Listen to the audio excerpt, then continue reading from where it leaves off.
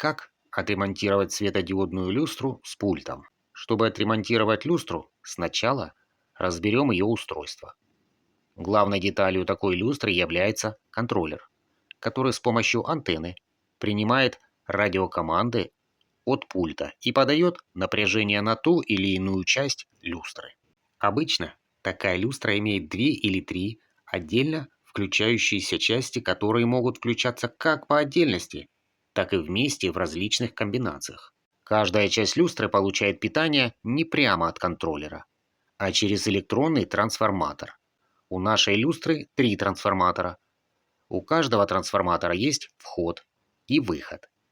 На вход подается переменное напряжение 220 вольт, а на выходе получаем постоянное, которое может иметь значение 12 вольт или другое значение, которое указано на корпусе трансформатора. Обратимся к контроллеру. Он получает фазу и ноль с проводов, выходящих с потолка. Принцип его работы напоминает трехклавишный выключатель. Фаза с коричневого провода может подаваться через контакты контроллера на желтый, белый и синий провода, включая тем самым разные части люстры. Ноль по черному проводу подается на контроллер и поступает через внутреннюю перемычку на другой черный провод. Этот ноль по красным проводам подается на вход первого, второго и третьего трансформаторов. Фаза на вход первого трансформатора поступает с желтого провода контроллера по красному проводу трансформатора.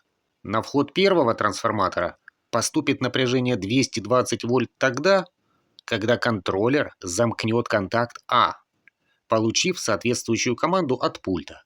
Фаза на вход второго трансформатора подается с белого провода контроллера по красному проводу трансформатора. А фаза на вход третьего трансформатора подается с синего провода контроллера по красному проводу трансформатора. Аналогично, фаза с белого провода по команде пультом подается на второй трансформатор, а с синего на третий трансформатор. Синие провода с выхода первого трансформатора подают постоянное напряжение на одну часть люстры. Синие провода с выхода второго трансформатора подают постоянное напряжение на вторую часть люстры.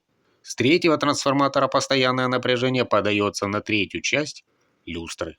Таким образом, подавая команды пультом, можно подавать постоянное напряжение на разные части люстры. Полное видео смотрите по ссылке внизу экрана или в описании к видео.